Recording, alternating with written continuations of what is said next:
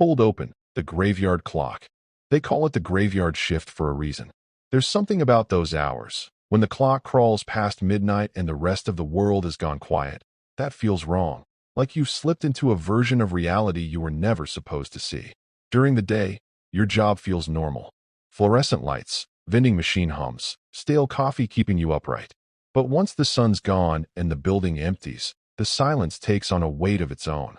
The shadows lean longer, the hum of electricity grows louder, and every tick of the clock reminds you. You are awake in a world meant for sleeping. Most people think night shifts are boring. Nothing happens, they'll tell you. It's easy money. But anyone who's done it long enough knows the truth. Boring is a blessing. Because once the ordinary slips away, once the walls creak or the footsteps echo when no one else should be there, you realize you're not as alone as you thought. These aren't creepypastas. They're not urban legends passed around for cheap scares. What I'm about to share are confessions, real stories from people who survived the things that stalk the hours between dusk and dawn. People who went to work expecting silence and found something else waiting. And here's the part that should keep you listening. Not every one of them made it out untouched. Some still live with what they saw.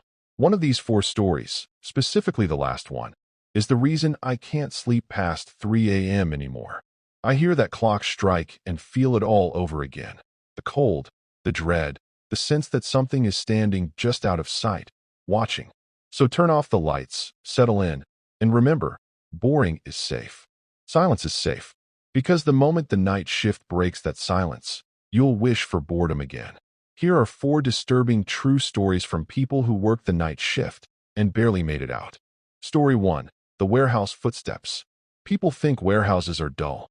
Just endless rows of shelves, dust-covered boxes, forklifts sleeping like hulks in the corners, and those ceiling lights that buzz and flicker no matter how many times they're replaced. And most of the time, they're right.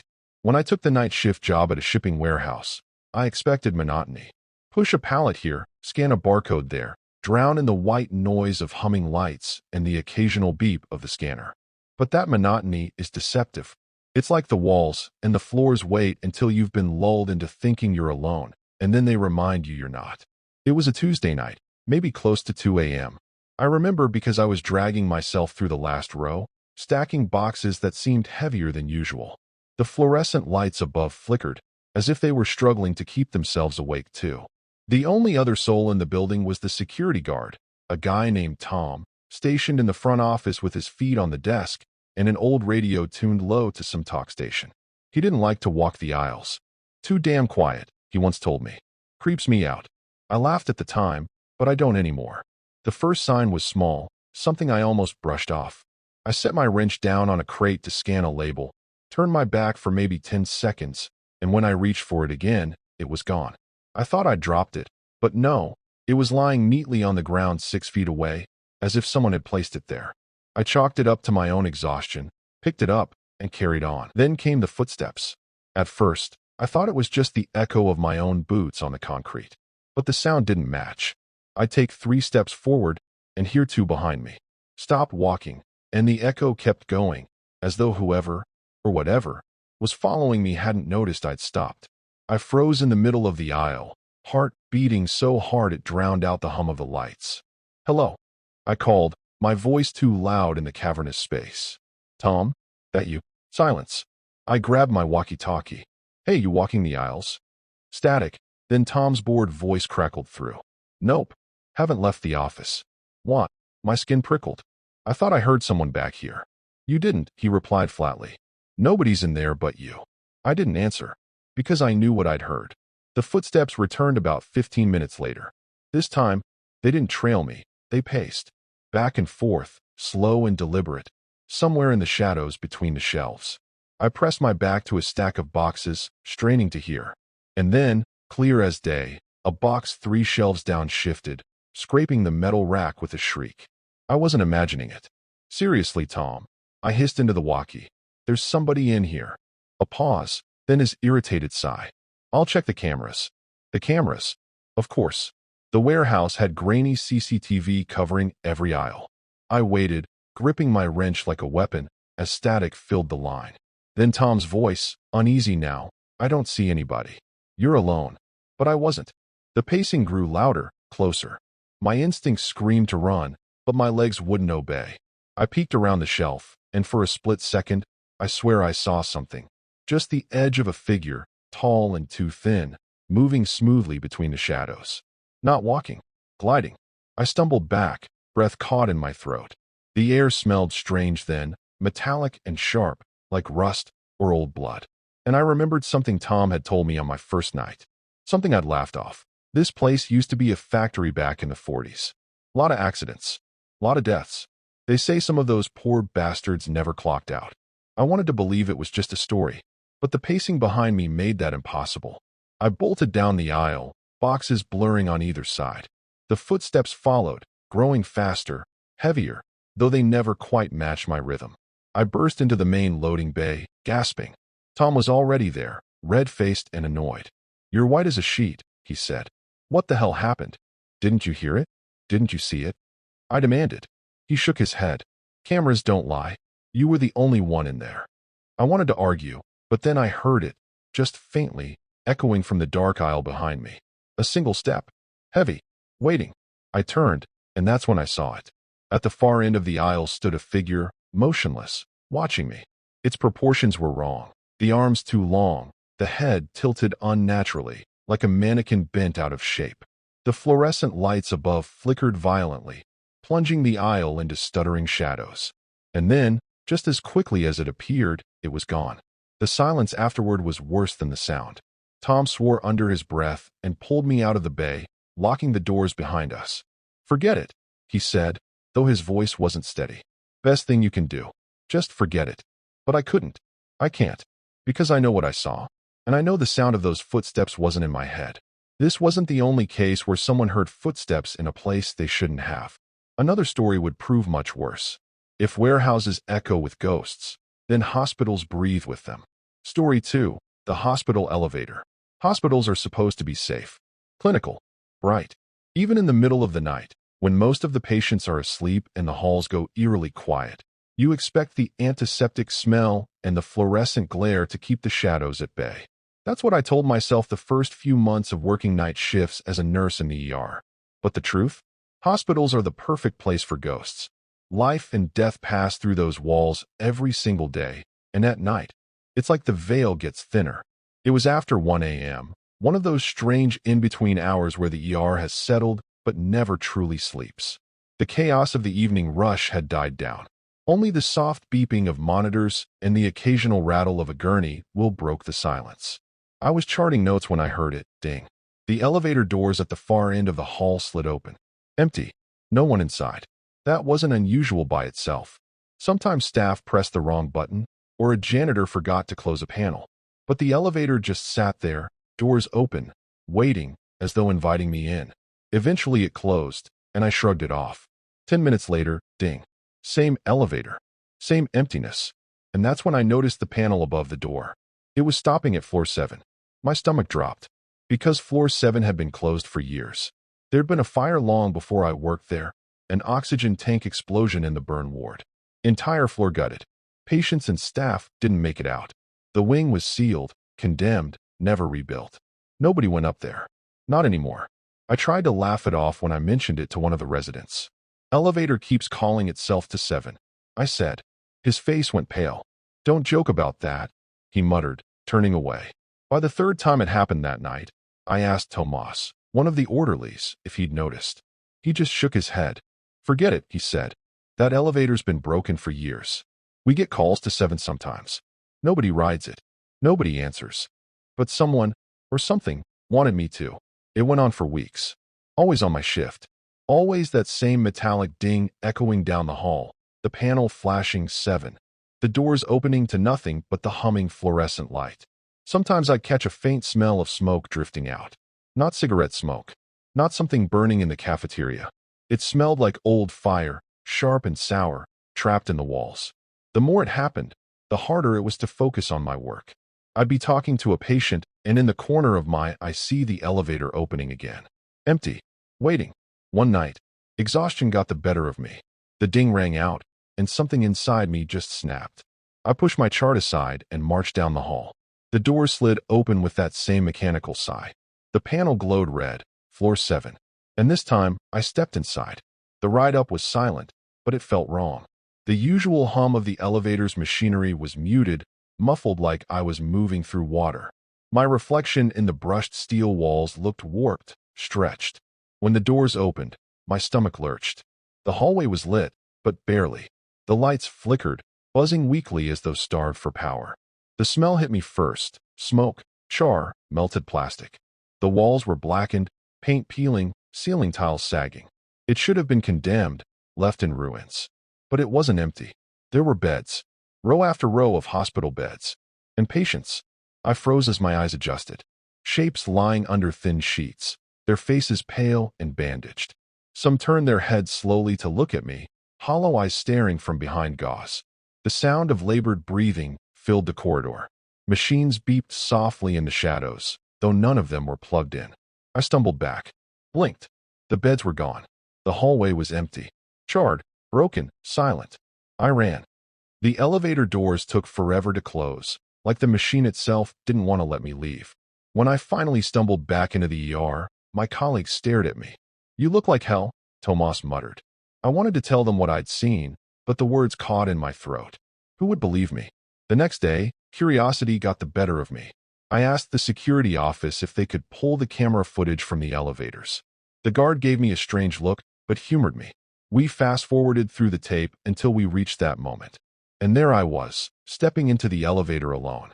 Doors closing. Nothing unusual. We watched the playback of me returning minutes later. I was pale, shaking, whispering something under my breath. But on the screen, I was alone, talking to empty air. I don't take the night shift anymore. I can't. Because some nights, even when I'm home, I swear I hear it again, ding. That elevator, calling me back to a floor that shouldn't exist. Hospitals aren't the only places with things that refuse to stay dead. Sometimes, even ordinary jobs, like gas stations, can be far more dangerous. Story 3. The Gas Station Stranger. Night shifts at gas stations are supposed to be uneventful. That's what I told myself when I took the job. Easy money, free coffee, and the occasional drunk driver stumbling in for cigarettes. Most nights were exactly that. Quiet, lonely stretches of hours where I'd refill the coffee machine, wipe down counters, and watch cars blur past on the empty highway. The neon sign outside buzzed like a fly trapped in glass, and the air always smelled faintly of diesel and burnt coffee grounds. It was boring, but boring, I've learned, is safe. That night started the same as all the others. I was behind the counter, pouring my third cup of the strongest coffee we had, when the door chime dinged. I looked up, expecting a trucker or maybe one of the regulars. Instead, a man in a gray hoodie stepped inside. Nothing strange about him at first glance. Average height, hands in his pockets, hood pulled low. But what unsettled me was that he didn't go to the coolers or the aisles. He didn't grab a drink, a snack, or even pretend to browse. He just walked up to the counter and stood there, staring at me. Can I help you?" I asked, forcing a smile. He tilted his head slightly. "How's your mom doing?" "Still taking the morning train." My blood went cold. Nobody here knew my mom. She lived 2 towns over, took the 7:12 commuter every day, and I never talked about her at work. "Do I know you?" I asked, my voice shaking. The man didn't answer. He just smiled faintly, as if enjoying my confusion. I tried to laugh it off. "Buddy, if you're messing with me, it's not funny." He leaned on the counter, his face hidden in shadow beneath the hood. "Funny, that's what your little brother used to say, right? When you scared him with ghost stories." My hands tightened around the coffee cup. My brother. He'd been gone 3 years. Died in an accident no stranger could possibly know about. I stammered. "Who the hell are you?" He chuckled softly, like he'd been waiting for me to ask. Then he glanced at the security camera above us. "You won't see me there." Something in the way he said it made me reach instinctively for the phone under the counter. I dialed 911, but all I got was static. I tried again. Same thing. Dead air, like the line had been cut. The man tapped the counter rhythmically with his fingers, as if mocking my panic. Then he leaned closer. "You shouldn't be here tonight. They send people like me to test you." My mouth went dry. "Test me for what?" "To see if you're paying attention." His voice dropped to a whisper. "Most of you aren't." I took a step back. My legs trembled so badly, I almost fell. "Look, I don't know who you are, but you need to leave. Right now." For the first time, he moved. Slowly, Deliberately, he pushed off the counter and turned toward the door. But before he stepped out, he looked back over his shoulder. "Tell your mom not to take the 712 tomorrow." The chime dinged as he left, and the parking lot swallowed him in darkness. I stood frozen behind the counter, clutching the dead phone. After a long moment, I forced myself to check the CCTV monitor in the back office. My hands shook as I rewound the footage, waiting to see his gray hoodie, his movements, proof that I hadn't lost my mind. But when I hit play, the screen showed something else entirely. Me, standing at the counter, talking, laughing nervously, backing away in fear. Alone. No customer. No hoodie. No one there. I nearly tore the tape out of the machine, desperate to destroy it. But even without the footage, I knew what I'd seen, what I'd heard. And when my mom called the next morning to tell me her train had been delayed because of a signal failure, I nearly dropped the phone. She hadn't been on the 712. I quit that job 2 days later. But sometimes, when I drive past that gas station at night, I swear I see someone in a gray hoodie standing under the neon sign, watching. People like to say gas stations are lonely, but they're not. Not always. Sometimes, you're being watched to see how much you know. If you think this sounds like just a story, wait until you hear about the fourth case, the one that hasn't been explained to this day. Because the final story isn't just creepy, it's unsolved. Story 4. The Missing Security Guard. Malls at night are supposed to feel safe. Brightly lit hallways, escalators humming, vending machines glowing like miniature lighthouses. They're monuments to consumerism, colorful, inviting, sterile. But once the crowds leave, once the gates slam shut and the janitors finish their rounds, malls transform. The escalators keep moving, but for no one. The food court smells like grease that will never fade. Mannequins in dark shop windows stare blankly into an empty world. That's the space security guards inherit. Empty, buzzing, hollow. I used to think it was the easiest job in the world. Walk the same halls, drink free coffee, radio in every 30 minutes. But after hearing what happened to a guard named Daniel, I don't think I'll ever step inside a mall after midnight again. The setup. Daniel was 29, a former Marine who took night security at a suburban shopping mall.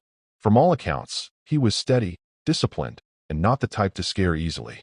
His partner that night, a guard named Phil, described the shift as typical. They clocked in at 10 p.m., grabbed their radios, and started separate patrols. Phil took the lower level, Daniel the upper. Nothing unusual, just the hum of escalators, the flicker of fluorescent lights, the sound of air conditioning echoing through cavernous halls. At around 12:17 a.m., Daniel checked in. Radio log, 12:17 a.m. Daniel, North End clear. Food court's dead quiet. Phil, copy. South wing's clear. Boring night. Normal. Routine. Until it wasn't. The first disturbance. A little after 1 a.m., Phil said Daniel's tone changed. Radio log, 1:03 a.m. Daniel, hey, are you on the upper level right now? Phil, negative. What? Daniel, I see someone. Moving near Macy's. Could be a kid, maybe hiding. The mall was locked. No way in without setting off alarms. Phil thought it might be a prank, or maybe Daniel's eyes playing tricks in the dim light. He told him to approach carefully, and if it was a trespasser, to radio it in. Minutes passed. No update. Then Daniel's voice crackled again. Radio log, 1:07 a.m. Daniel, it's weird. They're not walking right. Kind of dragging a leg. Phil asked if he needed backup. Daniel didn't respond right away. Then came a whisper, low but clear. It stopped. It's just standing there, looking at me. CCTV evidence. Later, investigators pulled footage from the mall's cameras. At 1:08 a.m., a camera near Macy's shows Daniel moving quickly down the upper-level hall. His flashlight beam cuts across storefronts. Then, there's something else. A blur. A shape. Too tall, too thin, darting just out of the camera's frame. Every time the footage is reviewed, people argue about what they see. Some swear it's a person, others say it's a distortion, like static bleeding into the image. Daniel gives chase, disappearing into a service corridor. The camera catches him stepping in, but no figure follows. No one else is visible. And crucially, no one ever comes out.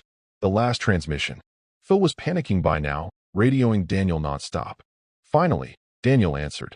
His voice broken, static tearing through every other word. Radio log, 1:12 a.m. Daniel, I'm in the service hallway. It's not supposed to be here. Phil, what's not supposed to be there? Daniel, respond. Daniel. The lights cut to static. That was the last thing he ever said. The aftermath. Phil rushed upstairs, sprinting toward Macy's. He found the service hallway door ajar.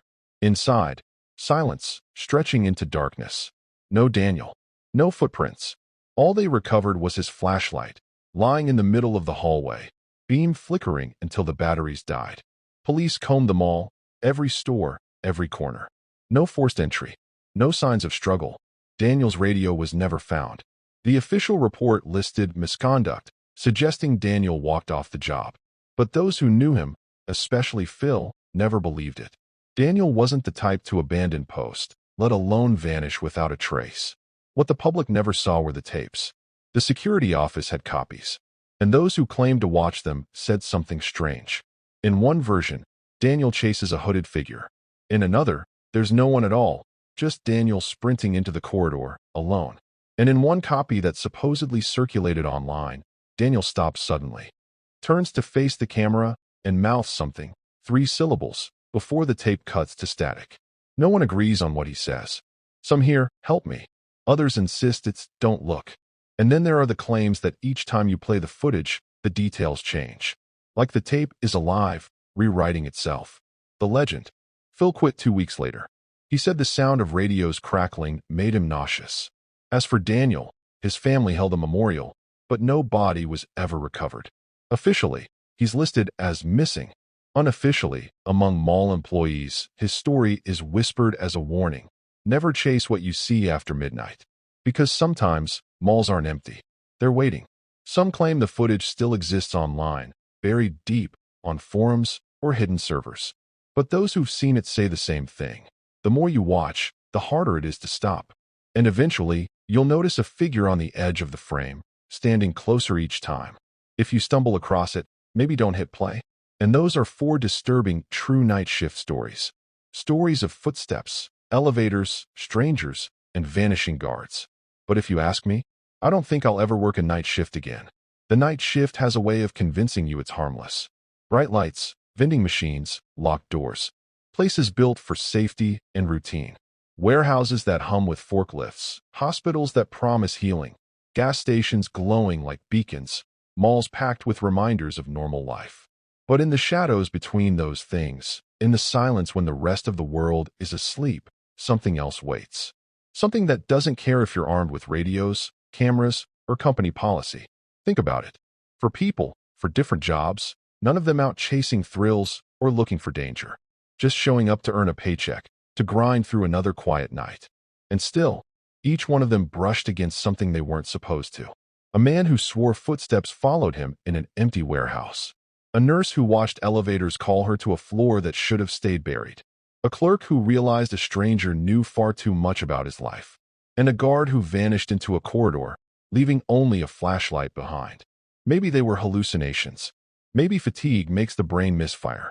Or maybe these night shift stories are warnings, proof that when the sun goes down, the rules we cling to start to unravel.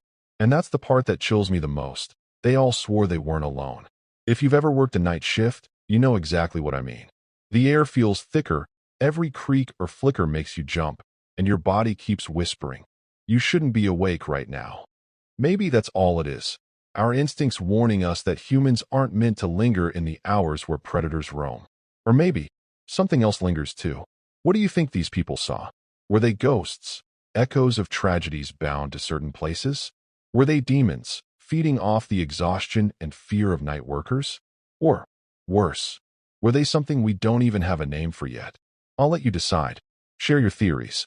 And if you've got your own story from the night shift, tell it, because you'd be surprised how many others have felt the same cold eyes watching from the dark.